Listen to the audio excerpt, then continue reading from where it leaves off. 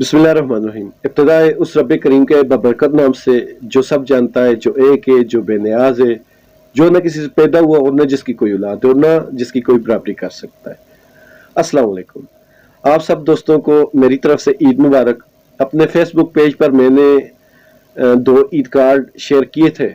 अगर आप में से कुछ लोग जो फेसबुक पेज को भी फॉलो करते हैं तो उन्होंने यकीनन देखे होंगे। जिन्होंने नहीं देखे तो उनके लिए मेरी दुआ है कि उनको ईद की ढेरों खुशियां नसीब हो और अल्लाह ताला उनको ऐसी हजारों ईदें नसीब फरमाए और अल्लाह ताला उनको ऐसी हमेशा खुशियों भरी ईद नसीब फरमाए। मेरी तबीयत थोड़ी नासाज है तो इसलिए ज़्यादा लंबी बात नहीं करूँगा, तो मैंने सोचा कि अपने दोस्तों के लिए एक ईद मुबारक का मैसेज या वीडियो रिकॉर्ड कर दूँ। तो जब मैं ये वीडियो रिकॉर्ड करने लगा तो साथ ही एक बात ज़हन में आ गई, तो मैंने कहा चलें वो भी आपसे कर लूँगा। बात यह है कि आज तो तकरीबन ज़्यादातर लोग कुर्बानी से फारिग हो गए होंगे और अपने अपने रिश्तेदारों के घर या अपने मोहल्लों में और दोस्तों के घरों में आपने गोश्त भी पहुंचा दिया होगा, आप बिल्कुल फ्री हो गए होंगे। बहुत अच्छी बात है, अल्लाह ताला सबकी कुर्बानियां कबूल फरमाए। तो अब कल का दिन ऐसा होगा, ज़्यादातर लोग घूमने फिरने निकलेंगे, ऊपर से बरसात के भी मौसम है। तो ऐसे मौसम में जो लोग शमाली इलाका जाने का सोच रहे हैं तो उनको मैं जाने से मना नहीं करूँगा, लेकिन ये ज़रूर कहूँगा कि आप ऐसे रोडों पे जाने से परहेज करें जिन रोडों पे लैंडस्लाइडिंग का खतरा हो, क्योंकि इस मौसम में जब बारिशें होती हैं तो लैंडस्लाइडिंग का खतरा बहुत ज़्यादा बढ़ जाता है। लैंडस्लाइडिंग बहुत ही खतरनाक चीज़ है, जो अगर हो रही हो तो बंदे को कहीं भी आगे पीछे होने का मौका नहीं मिले। दूसरी चीज़, दरियाओं का रुख न करें। ऐसे मौसम में कभी भी ऐसा होता है कि आपके पास दरिया पे धूप होती है लेकिन पीछे कहीं पहाड़ों पर बहुत जोर की बारिश हुई होती है और अचानक से कोई सैलाबी रेला आ जाता है जिसमें से निकलना बहुत मुश्किल हो जाता है। 2 चीज़ें हो गई। तीसरी चीज़ जो मैंने लास्ट जो वीडियो बनाई थी 4-5 दिन पहले, उसमें आपको बताई थी कि कुर्बानी के बाद अब आप कोई भी टिक्का पार्टी वगैरह या इस तरह की कोई भी पार्टीज वगैरह जो होती हैं, आप अपने दोस्तों की, फैमिली की जो पिक्चर्स हैं भाइयों के साथ, अपने जो कोलीग्स हैं उनके साथ, दोस्तों के साथ, जो भी फैमिली फ्रेंड है आपके, सबके साथ आप अपनी पिक्चर ज़रूर अपलोड करें, लेकिन बगैर खाने, क्योंकि इंटरनेट और मोबाइल आजकल हर बंदे की पहुंच में आ गया है। तो कई लोग, कई खानदान ऐसे होते हैं जो आपकी पिक्चर्स देखते हैं और बड़ी हसरत से देखते हैं। तो पिछली वीडियो में मैंने डिटेल से बताया था कि ऐसी चीज़ों को अल्लाह ताला ने बहुत ज़्यादा नापसंद फरमाया है, हमारे नबी करीम सल्लल्लाहु अलैहि वसल्लम ने भी बहुत ज़्यादा नापसंद फरमाया है।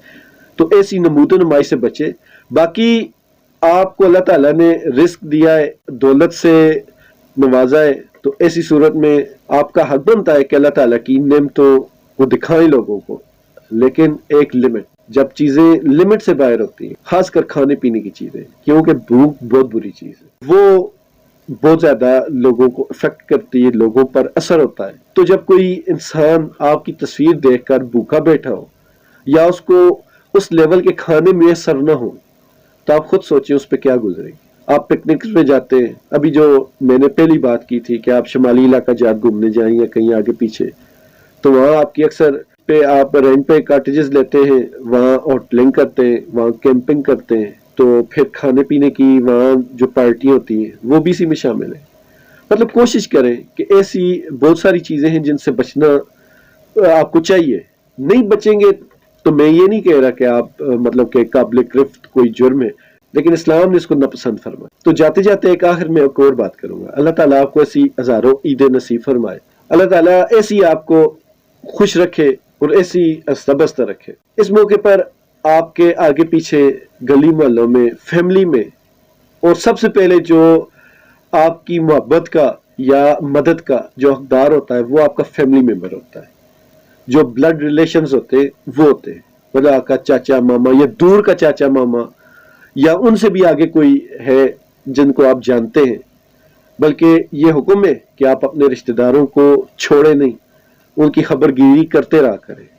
तो आपको पता होना चाहिए कि आपकी दूर की फैमिली में, करीब की फैमिली में कोई ऐसा बंदा तो नहीं जिसकी इतनी इस्तिताअत नहीं कि वो अपनी ईद अच्छे तरीके से गुजार सके।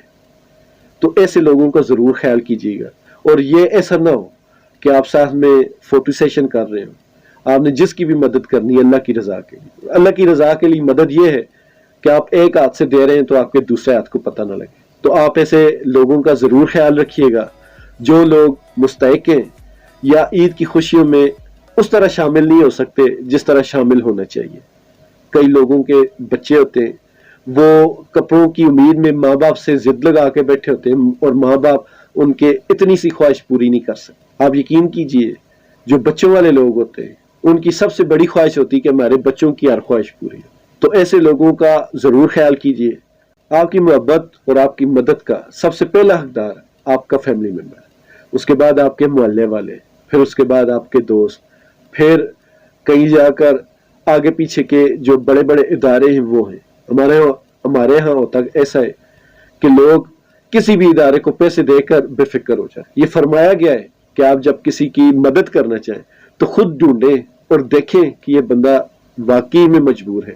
کیونکہ کئی لوگ سفید پوش ایسے ہوتے ہیں جو اپنی مجبوریوں کا رونا نہیں روتے. کئی لوگ ہوتے ہیں کھاتے پیتے ہر وقت روتے رہتے ہیں، لیکن کئی لوگ ایسے بھی ہیں جو بہت زیادہ مجبور ہوتے ہیں لیکن وہ بولتے نہیں. یہی وجہ ہے کہ وہ خوددار ہوتے ہیں. اور سب سے بہترین مدد وہ ہے یا بہترین محبت وہ ہے جو خوددار لوگوں سے کی جاتی. امید کرتا ہوں کہ آپ کو میری یہ باتیں اچھی لگی ہوں گی.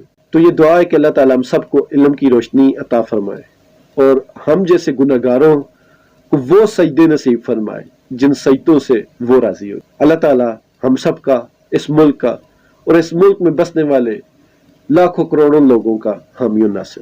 اللہ حافظ.